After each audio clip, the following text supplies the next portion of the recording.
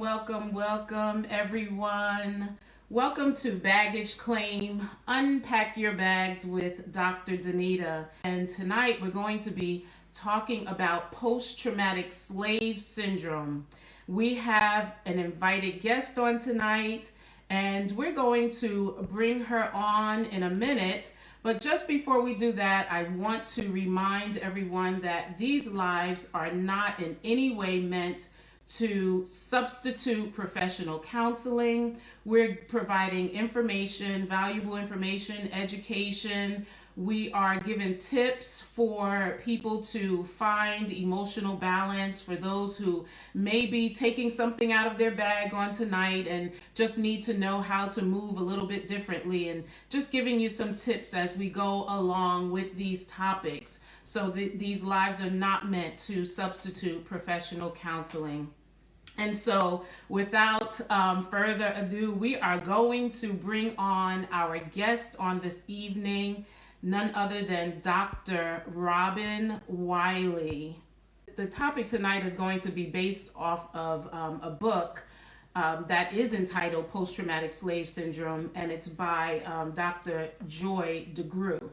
And she makes a statement, and she says, in the 16th century, the beginning of African Americans' enslavement in the Americas until the ratification of the 13th Amendment and emancipation in 1865, Africans were hunted like animals.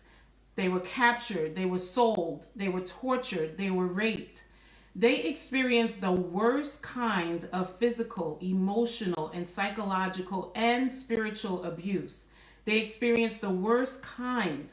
And she says that given such history, isn't it likely that many of the enslaved were severely traumatized? And did the trauma and the effects of such horrific abuse end with the abolition of slavery? And so we're going to delve into this topic on tonight. So certainly we're going over the three categories. So there's three categories that Dr. Joy, she outlines in her book. And it's vacant esteem, which is sort of like the missing, what's missing in somewhat of the for us is the idea of our strengths, our attributes, because there are certain things that have been passed down over generations coming from slavery, certain misinformation, negative characteristics such as being lazy, being shiftless, that type of thing. And so what's happened is when you don't build someone up, or you constantly tell someone they're a certain way, then it's hard not to internalize that. And Right. so the idea is that from generation to generation, we possibly have internalized some things that now make it hard for us to acknowledge our strengths or acknowledge the things that we're actually capable of doing, or even to feel accomplished when we have accomplished a lot. Mm-hmm, mm-hmm. And I think we're going to get into that, I know, a little bit later when we talk about some of those misconceptions that we have.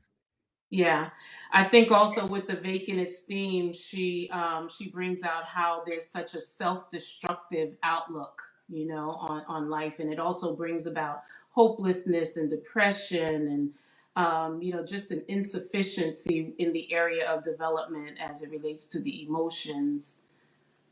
Absolutely. Absolutely. And the next was the ever-present anger. And so, one of the things she talks about in her book is she gives background on how she came about these categories and some of the historical things that have happened that could certainly be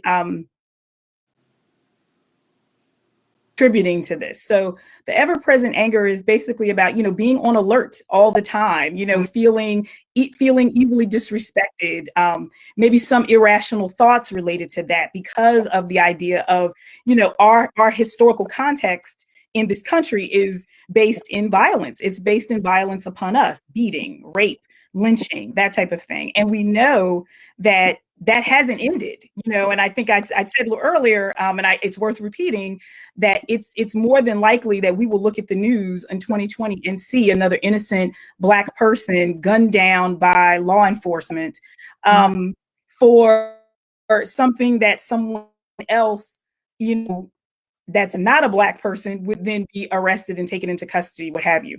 So part of, and that's why her work, Dr. Joy's work is so relevant to today, because as we would, possibly like to think that racism is over and done with, I think we've seen in these past few months, it's anything but that. And I just want to check and make sure you can hear me. Yeah, I can hear you. Before you go to the next point, I just wanted to highlight when you were talking about, being on edge and I like feelings of suspicion, and I think it's more like hypervigilance that people are experiencing. I thought of an example about how not just young people, but oftentimes when like say we're walking in the mall and we know that the mall is crowded, right? And you would expect that in a crowded mall, there is a likelihood that you're going to bump into somebody or somebody's going to bump into you. And I've noticed with this hypervigilance or this heightened perceived suspicion and negative motives of others, that when somebody bumps into a Black person, they immediately go to 100. And I'm not saying, oh, I'm not overgeneralizing this, but I'm sure Mhm. that we have seen that they We go to feel one. challenged. We feel challenged. You feel very challenged and very like, what did you do that for, and the inability to think rationally in the moment that we're in a crowded mall, that somebody is definitely going to bump into you in a crowded mall. And so that's just one example that we have all, I'm sure, seen as And it. just to piggyback on what you're saying, another example is, when we go into a store, and there's a heightened awareness that we have, and I know I have. Am I being asked, do you need any help? Are they looking at me the same way they're looking at my white counterpart that's coming into the store? Do they think I can afford to buy something in the store? Are they following me around the store? So Mhm. even though, the fact that we, walk, date, it's like, living Black, the fact that we are walking over this earth, with those types of thoughts in our head, and that is kind of what dictates, some of our responses to things. And so, yes, there's that sums up the ever-present anger. Right, right. And then And when the we last start one is looking the at. racist socialization. Mhm. And this is basically about, the idea of that, and we know certainly during the times of slavery that there was a lot of effort to divide and conquer, in a sense. If you have a people that are unified, then it's going to be very hard to suppress them and oppress them. Right. So what happens is you have to create, sort of ways, and people put a lot of thought into this, to create ways to divide. And Yes. so a lot of those things, we still carry with us. So the racist socialization, excuse me, really talks about the prejudice within our own culture. Mhm. And the idea that there are, and examples of this are, the idea of good hair, and how Mhm. we, have possibly, historically, and maybe even still idealize, European culture and values, and feel like, even and I talked about the sort of color, the color divide of, some dark skin versus light skin, that type of thing, the paper bag test, we know Yeah. about those types of things that have sort of perpetuated,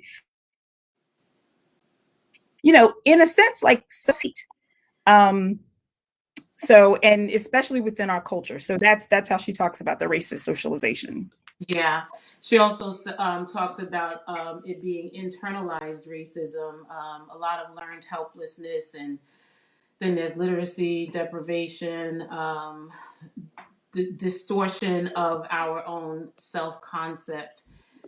She offers a wealth of information, and I would definitely suggest for people to who are interested in gaining more information on the topic to go ahead and invest in her work. So when we going on to our next question, when we think about this and it being passed down from generation to generation to generation, One of the very common questions that's often asked by the white community is how in the world can African Americans today still be affected by slavery that happened so many centuries ago? It is such a common question. Like, why are we still talking about this? It happened so long ago. And so when we think about our habits and our practices and behaviors and the perspectives that we have that are sometimes beyond our own lived experience, how is it that we are still, in this place of having some of these same behaviors and practices of so long ago, of our ancestors? So, um, I mean, a couple of things. One, I think, when that question comes up about, how can, why are we still affected, and why are we still talking about it?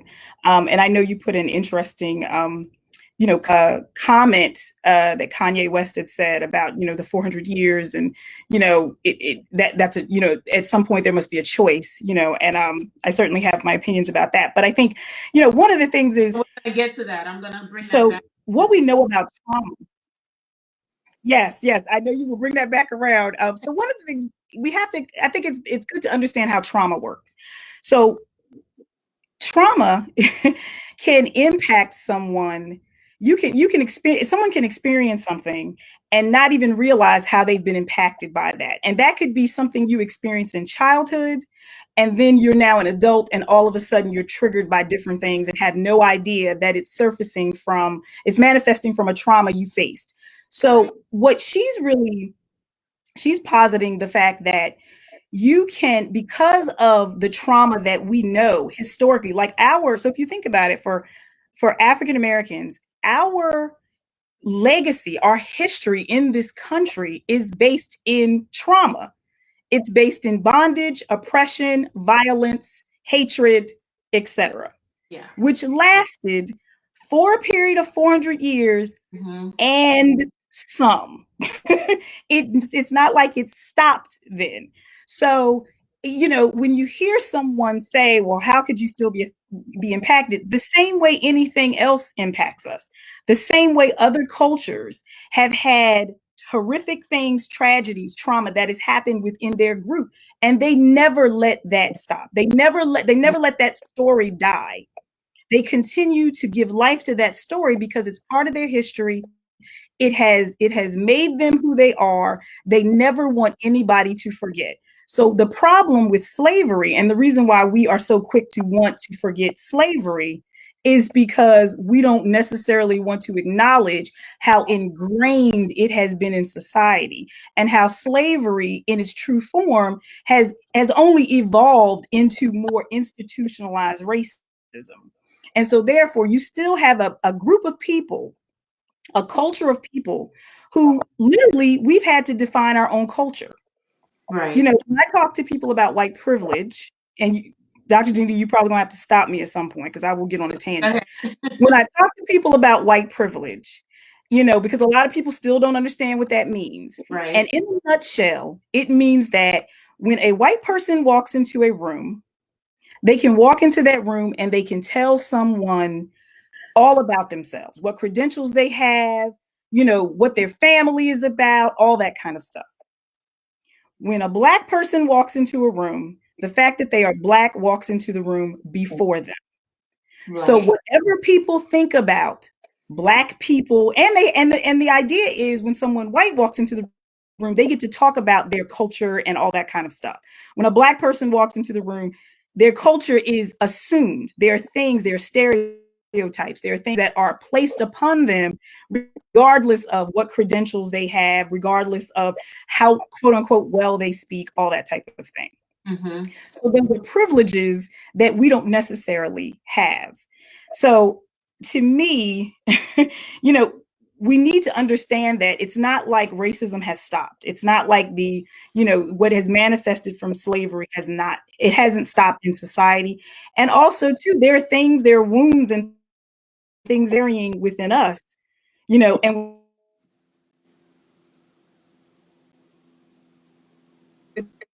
also known possibly as trauma responses, that we continue to carry with us as we go forth. And those are the things that we need to address and we need to deal with. Yeah.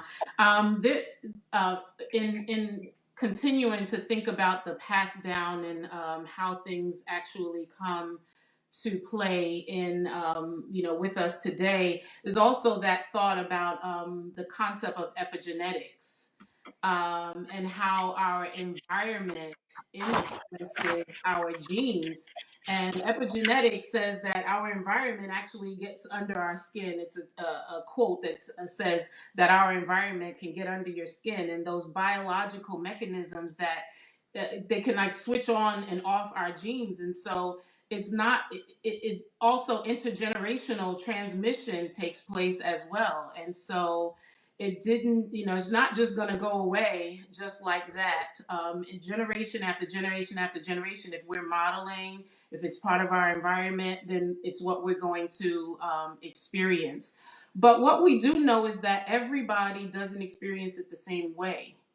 And there are some people that are, some of us as Black Americans, that are not experiencing the trauma to the extent that others experience the trauma. So it seems like when I have conversations with people, and I would say Black people in my community, right? The level of awareness, or sometimes the comments that are made, are very similar to what white people are saying. And in my mind, I'm thinking a lot of us may think that we have arrived because we Mm. have gotten good jobs, and we may be middle class, upper class, Black Americans, and our experiences are not the same as lower income African Americans who are experiencing trauma on a daily basis, that they don't really get an opportunity to exhale. They don't get an opportunity to breathe because of the ongoing experiences of trauma that they have. And so, my next question for you, Dr. Robin, is within our African communities, since we have such a diversity of socioeconomic status, and there is privilege, that's just it is a reality that there's privilege within our own community. Um, and the fact that post-traumatic slave syndrome will, and or racial trauma will affect, it will vary differently. Do you think those of us who are um, more economically advantaged have a responsibility? Like, are we our brother's keeper? Do we have a responsibility to those who are of lower socioeconomic status but look like us? Well, I think, and when I thought about this, I kind of thought like, what does that look like? Because I think we have to define that for ourselves individually. Because I mean, I think the idea of you've arrived, Mm-hmm. when I think about that concept, um, we live in a country where, race, the color of your skin, economic status, and that's proven time and time again. So we may have this feeling that we've arrived, but we're only one incident away from realizing that, we're Black, that, we're African American, and that we are still, it's very, so it doesn't really matter. And I think there are examples of that every single day that, people talk about, the idea of being treated a certain way or not being recognized and they're famous or what have you. So I really feel like there is maybe sometimes this idea that, okay, because you have arrived, then we forget where we came from. And we forget that, as a community, for us to evolve as a community, then we need to act like that. And you see that in other cultures. But Yes. again, we do know that that idea of divide and conquer, we still kind of hold on to that. And it's, and I mean, not hold on to it intentionally or even consciously, but the idea that, okay, each person for themselves versus the idea of if you have knowledge of something, sharing of information, of resources, whether that's formally or informally, Mhm. finding a way to give back, to our community. And I think, there's no one way to do that. But I do feel like it is important for us to take that into consideration. Sometimes we have knowledge and people don't share that knowledge. You know, um, there are folks who have made it and who did decide to give back or do decide to invest and that type of thing. And then there are other folks who just kind of stand on their own.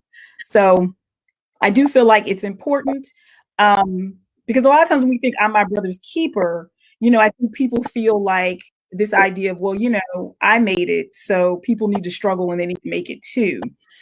But that's not always that's not an accurate statement. We do know that there are a lot of things working against folks. Yeah. I think, There um, is a lack of resources, there's a lack of knowledge.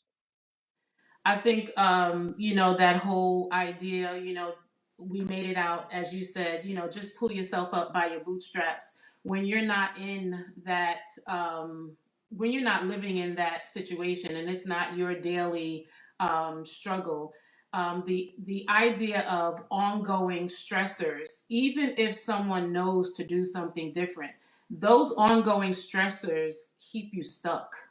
It just becomes so weighty and so Right. people become so weighed down. It's just not as easy as we may think, just because some have made it out. And I talk about levels of resilience and levels of foundation, and some people struck it lucky. Others did work hard to get to where they are, but it's just not everybody's story. And so when we say that we have arrived, and I think about that term, in my mind, I was listening to yesterday, my daughter was playing a podcast or YouTube by, um, it was one of her former professors. And he was talking about how if we don't own if there's no ownership for us in the things that we need to survive, so we don't own the water companies. We don't own, many of the things that are needed for our sustenance. Then really, have we arrived, or are we just living in a comfortable place that we have settled? That we're comfortable. We have 5 bedroom houses, 4 bedroom houses, and we can have those comforts of life. But can we really say we've arrived? And if we don't arrive as a people, Right. complete, totally as a people, then, and we see some that are left behind, then we really can't say that we have arrived, from my perspective. And I would agree with you. There is, I think a lot of times we don't realize as a collective, the power of our wealth. We are highly represented in in consumerism. We are buying the stuff. We definitely are, but you know, we're not buying necessarily property. We're not creating what we our view of wealth is very different than our white counterparts or whomever. Mhm. And those are things that I mean, that's certainly a much bigger conversation. Yeah. Um, but I think those are things that we need to think about. And so and it's interesting you talked about like sort of that privilege, and a lot of that comes from too like their homes and different mindsets that people have, where maybe education is not the focus or home ownership is not the focus, and sometimes that's passed down generationally where nobody's had those conversations. Right. you know um there's a lot more conversation now about how to manage money and how to manage debt and that type of thing, and many I mean across the board, but many of us people haven't really had those conversations with folks. And so how do you learn that? And I know she talks about, Dr. Joy talks about that in her book, where she just talks about, in terms of relationships and stuff, and how if you remove an important figure from the family, aka the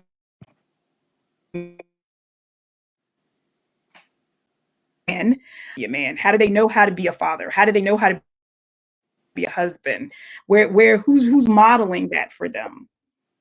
Yeah, yes. So it's, it yeah. And that's where I feel like those of us who are doing better, so to speak, for lack of a better word. Um, I go back to, I think it is our responsibility if we have learned how to be financially stable, if we've learned how to um, be a fit family, so to speak, then Mhm. we have the responsibility to educate. We have the responsibility to be community minded and do some of those outreach kind of have some of those outreach kind of opportunities to go in and pay it forward or teach what we do know, and not just keep it to ourselves in in selfish ways. And I don't know that we do it necessarily out of selfishness. It's just that we're in this grind and we're making it happen for us and our families, and not necessarily thinking along those terms. Again, that goes back to that post-traumatic slave syndrome. We're not thinking about Right. I'm only responsible for me. Right.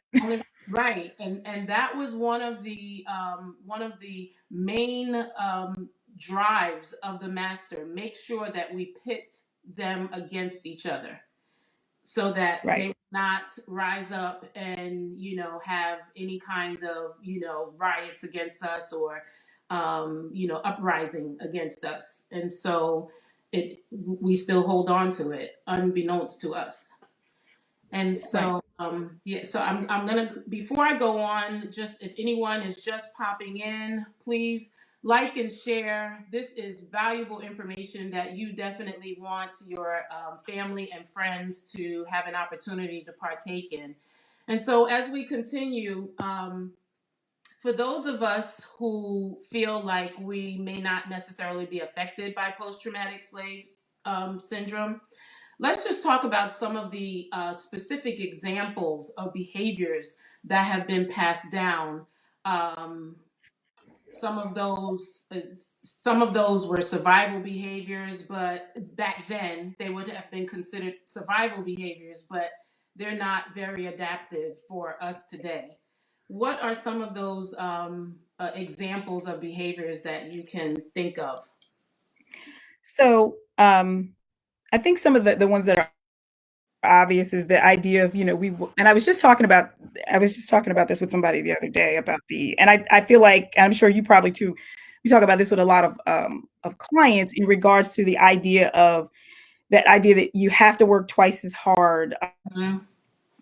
to be as good as the next person. Like, so you don't really ever, like, nothing is ever really good enough. You've never really achieved because you have to keep on achieving. And, I know specifically, I speak from personal experience in my family, that is definitely something that, whether it's an explicit message told directly, but it's more implicit. You definitely know that, you know, um, I was, raised in Virginia, small town in Virginia, by my grandmother, and I never thought I never thought there was an option of not going to college. I didn't. It was instilled in me from like a little child, and it was also instilled in me. You'll be going to like an HBCU. So, um, but that idea of you have to succeed. So I think that's, but that also too, that you've never done enough. You've never worked hard enough. And we know that we see this all the time where, Black parents don't brag about their kids. Yeah, They will, well, let me say this. They'll tell other people how great you are, but they won't tell you because they don't want you to get a big head. They don't want you to feel like you've arrived because you haven't. There's still more work for you to do. right. Um, Or even so we, another reason that she highlighted was that slave mothers, they denigrated their children to the slave master in order to protect them from getting sold. And we find right. that today, that the first thought sometimes that comes to the parent's mind is to say those words that are not uplifting, but that may be denigrating in terms of their child's abilities and Yeah. And so and Dr. Judy, that's a perfect example of how something that served up. So when there is trauma, we have behaviors that we um, adopt to mitigate that trauma. Mm-hmm. So here you have this slave mother trying to protect her child from being sold and taken away from her, and who knows what would happen to that child. So there's a behavior that's now, she has created this way of like, I'm going to, oh no, my child is no, they're lazy. They're not, they can't do anything. Look, they're too skinny. And look, they don't really understand what you're saying, that type of thing. So then that's the behavior that it serves a purpose then, because it's a protective factor. And However, mm-hmm. that behavior then is passed down from generation to generation to generation. And even now, that still happens, where a parent will focus more on the negative about their child than the positive, possibly.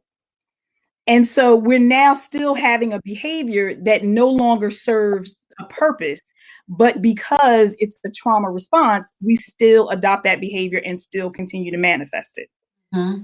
without realizing it doesn't serve a purpose anymore. Right, right, right.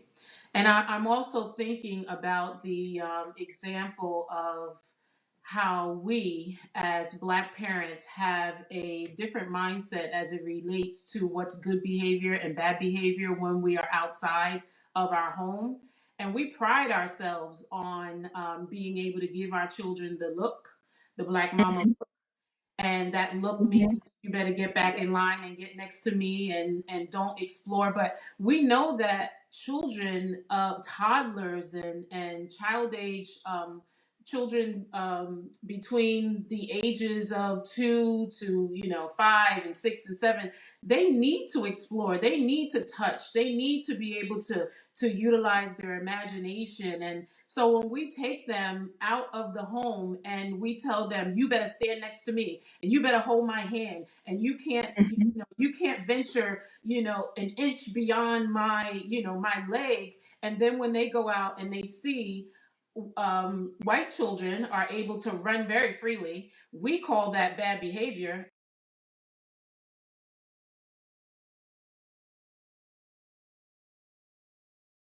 Do we call it bad behavior? But in essence, what message are we sending to our children? We're sending that white children have freedom to explore. They have freedom to wander, around and to investigate. And I don't. This world is theirs and not mine. I But never the other part of that I is read.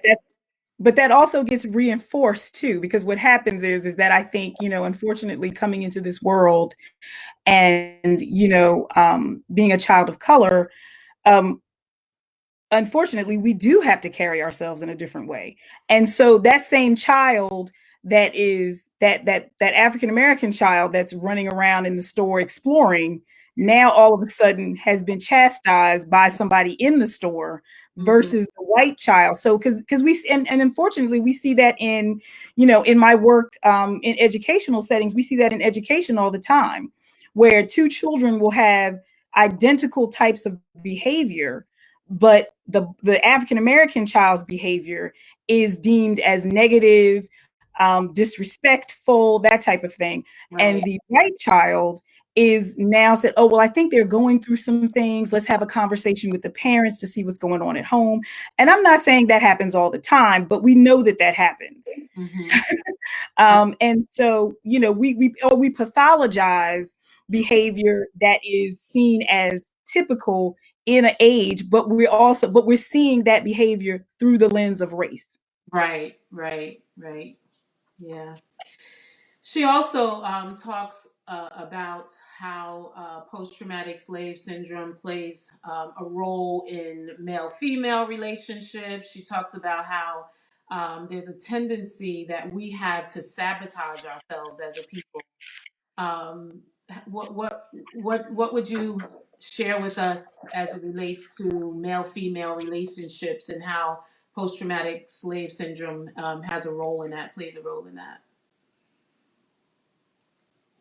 So there was a few things, and and certainly one of the things that I think stands out the most is the idea of, this idea of the broken family structure, a fragmented family structure, which goes back to slavery, where we know that one of the major things that happened was there was separation of family. So the male was immediately removed, and then that there was never, and if you think about it, the Black family never really got back together. Right. That was it. So part of what she talks about is the idea of you're taking the Black man from the head of the family. So you have, there's these concepts of, she even kind of alludes to the fact that maybe there is some resentment historically that, there is the woman, the Black woman was the Black slave woman who was now sort of the concubine of the white master. Mm-hmm. And so, even though she had no choice in the matter, but that's what happened. And so there can be some resentment on the part of the Black man, but then for the Black man was not the resentment from the woman that the Black man was not there to protect her, even though he had no choice in the matter either. So Right. she brings that to the present. We're talking about a lot of times there's a lot of hurt. And we know that this happens. We know that, trauma, whether we're talking about slavery or whether we're just talking about bringing it into the present, that, people suffer a lot of different things as they're growing up in this world. And a lot of times that happens, within of origin type of stuff. And so the idea that you have two hurt people coming together in a relationship and hurting each other when they need to be, forming a partnership and loving. But where's the model for that? She Right. also brings up the idea, which I thought was, and we go back, this would be the racist socialization where we idealize, sort of this, where's the modeling happen for us for relationships? That's within white culture. So the idea that we're using another culture's model as our template for family, for how relationships should be, as opposed to establishing our own. But again, when you have a fragmented history and you have things that have been taken away, we don't have that as a foundation. And unfortunately, it's been very, very difficult to try to piece together, what we want our families to look like. Yeah. And people have opinions on it, of course, books about it and that type of thing. But we have to look at what we're adopting. So, and I think about one last point about Black men in particular.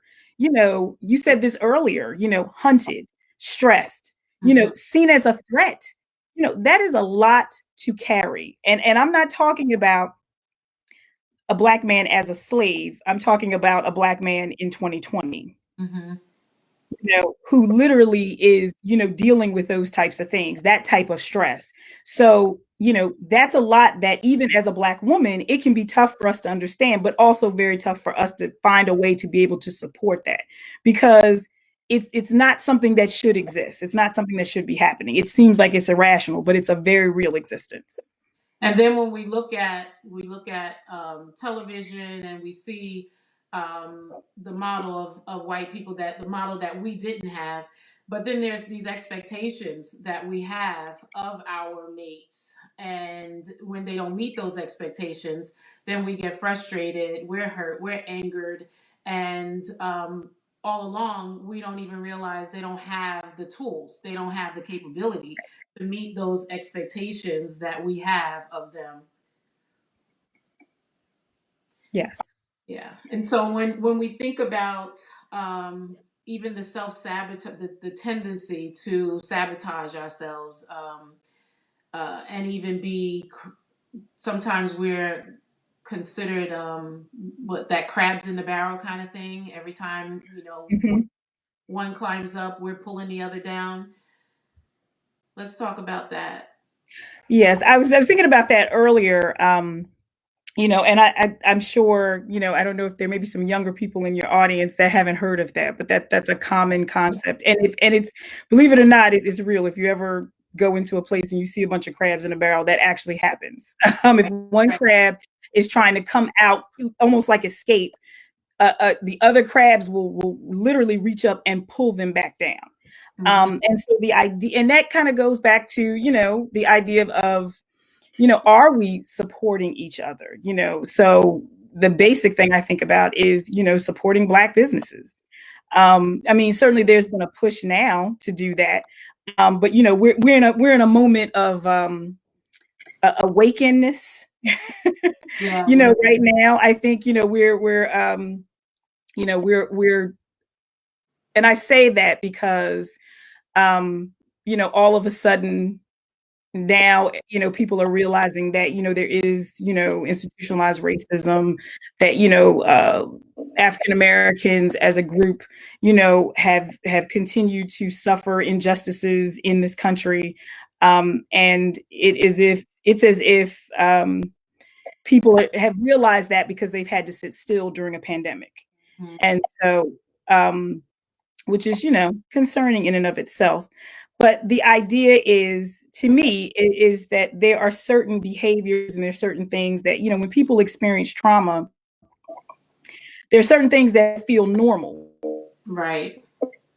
So, there's, and what I mean by that is, if you live in chaos and dysfunction and that type of thing, being outside of that would you would think it would not feel normal, but being outside of that feels less normal than being within it. Mm. And so oftentimes we want to keep everybody in that. We want to keep everybody, so it's hard to, and you see this when someone is doing well and we'll say, oh, they think they're better than everybody else. Or, and that happens within families. Mm-hmm. Where a family member has achieved that type of thing, and then the rest of the family is kind of, versus uplifting that person and being proud of them, they're saying, oh, they think they're better than us. They think because they went and got this degree, or they have this job, or they have that car, that type of thing. And so that's kind of an example of that crab in a barrel. But again, we know it goes back to slavery, where, there was definitely a conscious effort to make sure there wasn't unity. Right. Right. So the idea is, you want to save yourself, you will tell on that slave who has decided to leave, to run away or what have you. You'll do that because you're thinking that will get you in, that will make you more favorable Right. amongst the master. Right. Right. So, and that also has been coined, with some phrases, Uncle Tom and that type of thing, which we know is not always an accurate term, but and those types of things still happen today in terms of that competition, Yeah. uh, the competition that can help, and that lack of an interest or ability to help each other. Some people have, and going back to, brother's keeper, are you willing to help that person that needs that information to start their business because you know of something that they don't know about? Or are you going to keep that information for yourself because you're concerned that they're going to now be ahead of you, or that type of thing? Right, right. When I think about all of these behaviors and examples that you're sharing, to me it sounds very much like ongoing bondage. Like we are still pretty bound to the behaviors that were indicative of being a slave. And so it brings me to the question that was asked in our in on social media today, because I think this kind of ties in. And so the question was asked, and you talked about it a little earlier, and I told you we would get back to it. So the question that was asked, we talked about Kanye West, who made this statement a couple of years ago. He says, when you hear about slavery for 400 years, 400 years, that sounds like a choice. And so when we're talking about this ongoing bondage and these behaviors that are still taking place today, what are your thoughts about that statement that Kanye made, that it sounds like a choice for that slave mentality? I After a while, I think that's what he kind of shared, that he was talking about the slave mentality, not necessarily physically being slaves. So if we think about it in terms of an ongoing slave mentality, do you think it's a choice? So one of the things we have to think about is, and I kind of go back to Dr. Joy's concept of vacant esteem. So if you strip someone of who they are, and so that means you take someone from their homeland where they have an identity, they have a culture, things are established, and then you take all that away from them. You change their name, you take everything that they know to be true to them away, Right. and you recreate them the way you want to. And it's in a way that you can continue to oppress them. Mm. And then that continues because what we know is that continued for 400 years. That continued for a very long time. So you talking about trauma that is, I mean, we know that, if somebody suffers traumatic, like some type of abuse, and it's suffered for, let's say, several months or several years or whatever, we know that that person can have the impact of that for the rest of their life. Right. So can we imagine what happens when when a group of people, a culture, a group of people have suffered that level of a violent trauma? Because we're not just talking about, we know emotional abuse can even be more significant than physical abuse. Mm-hmm. But we're talking about everything, being stripped of everything. And then having to walk every day of your life in fear of your life. And then that continues. And it's not like when slavery was over, people packed up and said, okay, so we can go back to Africa and now we can reestablish. Right. No, we continued to be in bondage, so to speak. We continue to be in bondage. And I mean, we know that there are people that escaped slavery, and we know what great lengths they went to. We know that people dedicated their entire lives to, and white people were part of that too, in helping, the enslaved to get to freedom. But in comparison to the trauma and to the people who were enslaved, it's minuscule. Right. So, I hear what he's saying, but I think he was missing the context. Mm. you know and the idea that when someone has suffered trauma, when a whole group of people have suffered trauma at that level, and then it continues on in a different shape and form, but it still continues, it's very, very difficult to say, oh, you know what, just forget about it, because really that was a choice. Like, you at any point in time you could have stepped out of it, and just recreated whatever. Like, recreate what? Right.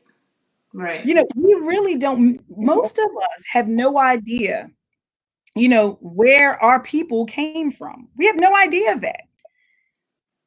I mean, yeah, ancestry DNA has helped a little bit, but Mm. when you do even that, you eventually find out, there's always something in there about Jamestown, Virginia. Right. You know what I mean? And so there's always that. So that's the thing. Our heritage goes back to bondage. And it's not like we have done what other cultures have done, where we substitute, or we not substitute, but we supplement the education of our children in our community. Where, the Jews, they go to school on Saturday and they learn about their Jewish culture, they learn about their heritage, and they're able Mhm. to gain some sense of pride about who they are. Asians, they Because do. they've preserved that. They Right. have it. They've Right. preserved it. It's intact.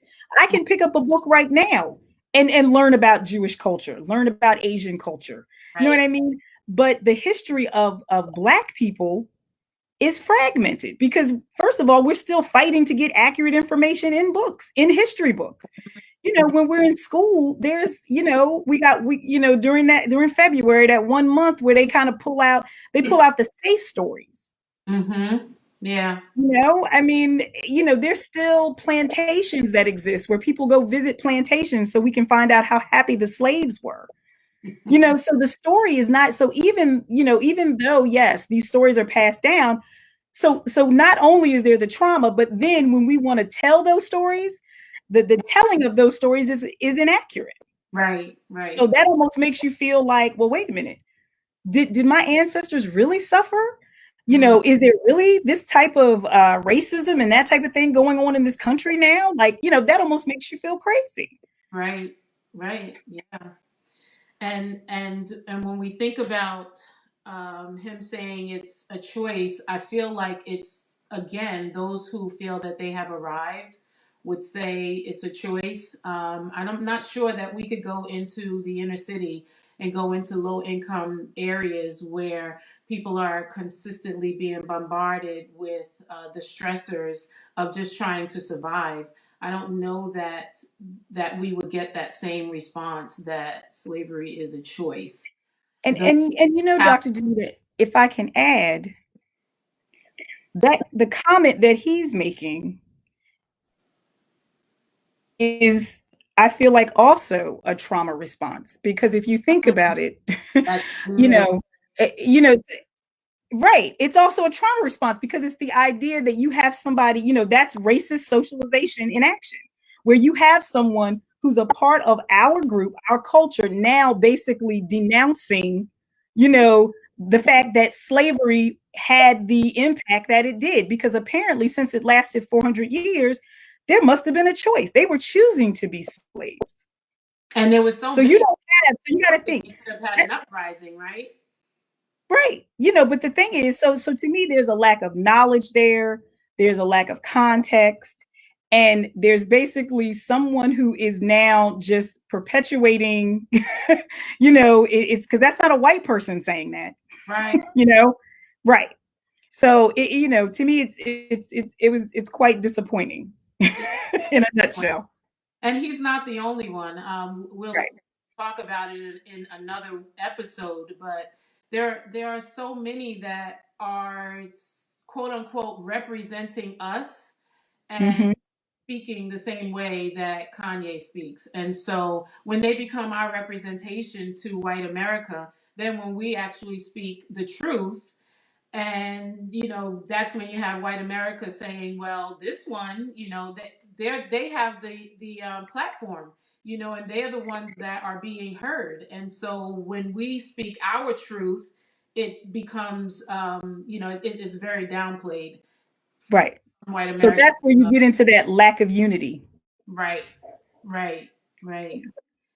And I think that's in part of the healing process, that we need to get to the place where we have unity within our own community. We're talking about unity in America with whites and blacks and and people of all colors, but we don't even have unity among ourselves. And so when we think about Right. the healing process and the moving forward individually and collectively, what are some of the things that you can share with our audience as it relates to unity, or moving forward, healing, and being able to move beyond some of these behaviors? Because a lot of us who even think that we have arrived still have these post-traumatic slave syndrome behaviors. Even the educated of the African Americans do some of these things. Right, right. So I think, and I thought about this question. I think there's certainly, and you had stated this about it needs to be individually and it needs to be collectively. And so, of course, if we work on ourselves, we have to work on ourselves first, and then and then we move outward from there. And a lot of times we will tend to think everybody else is the issue. And so I think we need to be honest with ourselves. We need to be, first of all, we need to educate ourselves about our culture, Yeah, and I am not a historian, but part of what's missing is that we don't have those stories passed down. right, So a lot of times we have generations now that have no idea about certain people that were key to our existence and our culture. And so we don't have those heroes. right, People really don't go beyond Malcolm X and Martin Luther King. So we need to make sure that we understand, our history as much as possible. And that's a task in and of itself. Get a book, mhm, look it up online. But I think we also need to be honest with ourselves about what we're doing, how we're carrying ourselves, how we're behaving. Do we possess certain behaviors that are a trauma response and that are not working for us? right, you know right, and then acknowledging that, and also, like, striving to be healthy, not just physically but also emotionally. Mm-hmm. That's important. Walking around angry, walking around, feeling disconnected, walking around, stressed and that type of thing. Not saying that that's not real, because it is. There are stressors, and we know that different folks are impacted by stress differently, and we are, as a race, disproportionately impacted by a lot of health issues that relate to stress, high blood pressure, and that's even been sort of, brought more in the forefront now in the wake of COVID. Mm-hmm. Um, but also too, they're just tangible things, making sure we're taking care of ourselves, making sure we are acknowledging and recognizing our strengths, Right. and also too knowing, because there's strength in the struggle. There Mm-hmm. is. And oftentimes, There's strength in the struggle. Somebody put that in the chat there. There's oh, strength really? Yes, in that the there is. That needs to be on a T-shirt. We all need to yes. wear it. There's strength in the struggle, and our people have struggled. Certainly, our ancestors have struggled, but even in now, and we need to recognize that, because we are a people. We are a resilient people. Mm-hmm. But the other part about us is we are constantly thinking about, like, we can just push through. We just keep on pushing through. We're gonna Move. be okay when we're not okay. And so one of the things, and I'm not trying to plug, because we're both, therapists, but the idea is, we don't need to carry the weight of the world on our shoulders. Right. We need to recognize that there is a time when you may need to seek help. And what I mean by that is someone objective to talk to, Mm-hmm. um, and we need to think about that. We need to use that. There are, I know a lot of times people talk, well, there's not enough, Black therapists. We're out here, but you need to understand when that, because a lot of folks are, you know, taking on that mindset of, I just need to keep working, I just need to keep doing. And if I just keep moving, then everything will be okay. Not realizing, a lot of us are suffering hurt. A lot of us are suffering, from past trauma, that type of thing. So, addressing that, dealing with that type of stuff. Yeah. And I think also those of us who are doing better, those of us who have more education, who have more resources or access to resources, I think even in the role that you and I have, we can empower. We're supervisors. We can empower those who work with, those who are underprivileged. We can empower them to do better assessments of racial Yes. trauma, and also educate our clients. I don't think that at across the board, I don't think one that we were trained. We were trained, generally speaking, to offer Mm-hmm. culturally competent counseling. But to be more specific, as African Americans, I think that we can take a more proactive approach to educating our clients that come to us that are African American, and helping them understand this information that we're sharing now, because they're not able to make those connections as to why they're behaving the way they're behaving, especially Right. married couples. When I deal with, I have a lot of married couples, because that's I'm a marriage and family therapist. And so when these couples come together, I'm not always thinking to help point them back to, this is why this behavior is so prevalent in your relationship. And so I think us doing a better job as it relates to the education can be helpful. You're the social justice person, right? You learn, so being a social advocate as a Mm-hmm. licensed clinical social worker, that was your field, and how you were trained to be an advocate of those who are marginalized, or those who are underprivileged. And so going into communities and helping with training and offering information, I have an advantage. I'm also a pastor. And so I Mm-hmm. have an audience, of people that I can bring awareness to, and then also pastors who I have connections with. Just having utilizing the influence that we do have, rather than just taking care of ourselves and our families. And so Right.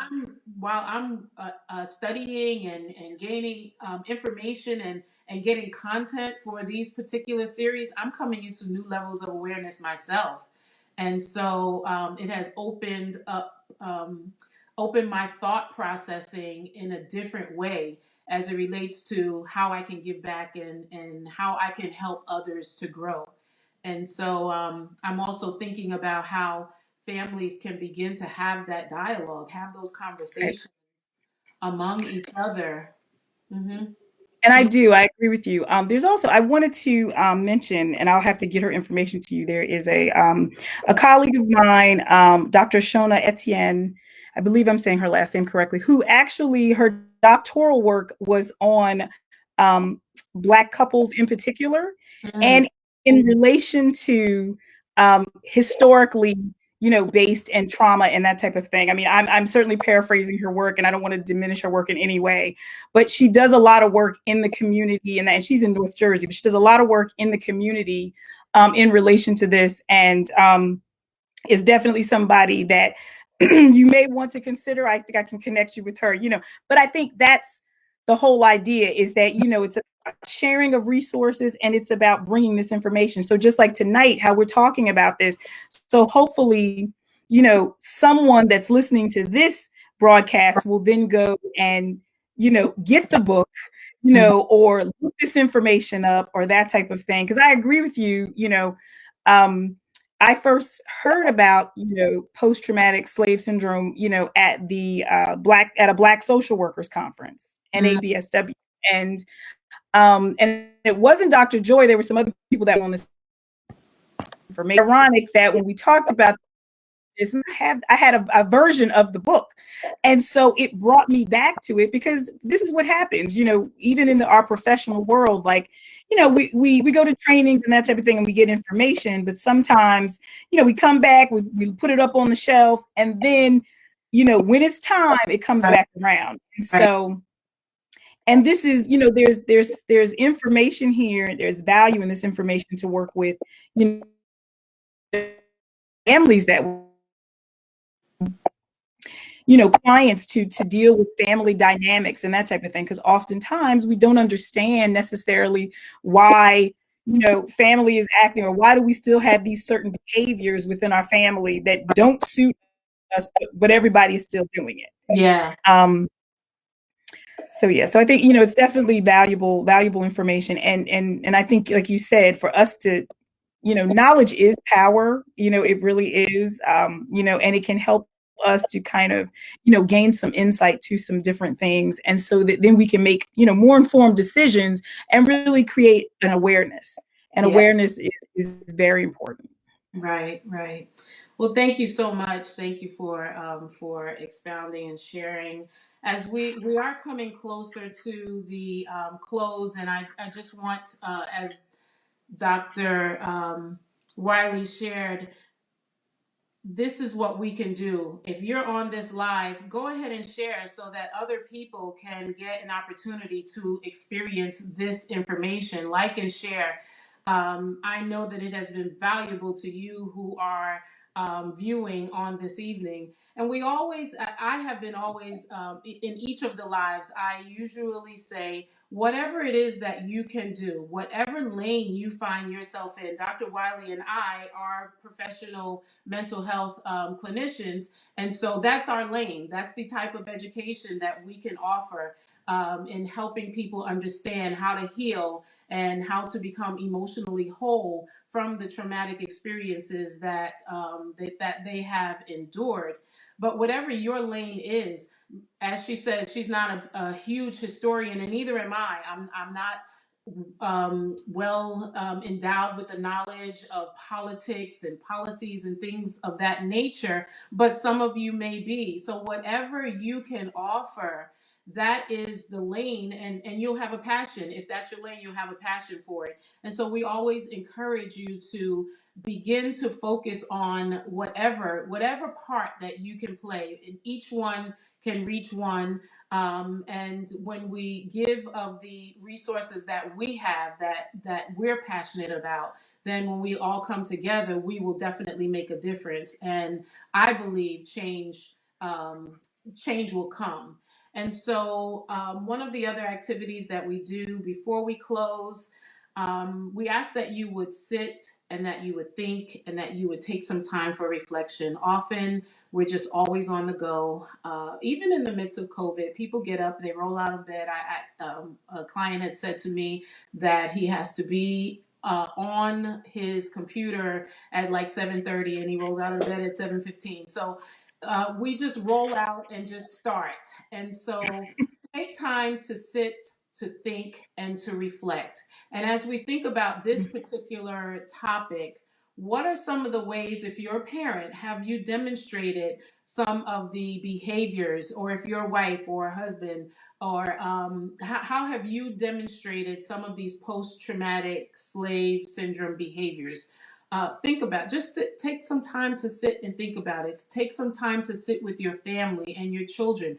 There may be an opportunity for you to apologize to your children for behaviors that were unbeknownst to you, that you were constantly playing out as it relates to how you interact with your children. And so just think about, maybe sit and have a living room conversation with your family. And so this is what I wanted to encourage you, for the sit, the think, and reflect for this evening.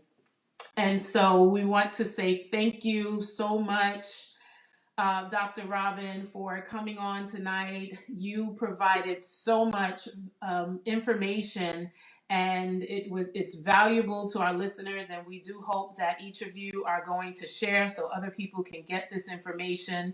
And again, Dr. Robin, tell us where your practice is so that those who are looking for services may be able to find you. Yes, so you can certainly find me on Psychology Today under Dr. Robin Wiley. Um, and my practice is actually located in Cherry Hill, New Jersey. Of course, just like most practices, we're doing everything telehealth right now. Um, I'm also on Instagram at Talk with Dr. Robin. I actually have a podcast called Let's Talk with Dr. Robin. Um, and I'm on Facebook under Dr. Robin. Awesome, awesome. And so we'll post some of that information in our feed so that people can jot that information down. Thank you again, and we look forward to possibly down the road having you back for another Thank chat. you so much for having me. I really appreciate this. This was wonderful. I appreciate the opportunity to be able to have this dialogue. Awesome, awesome. All right, we're going to say good night to you, and good night to everyone who tuned in this evening. And thank you again. Have a wonderful evening.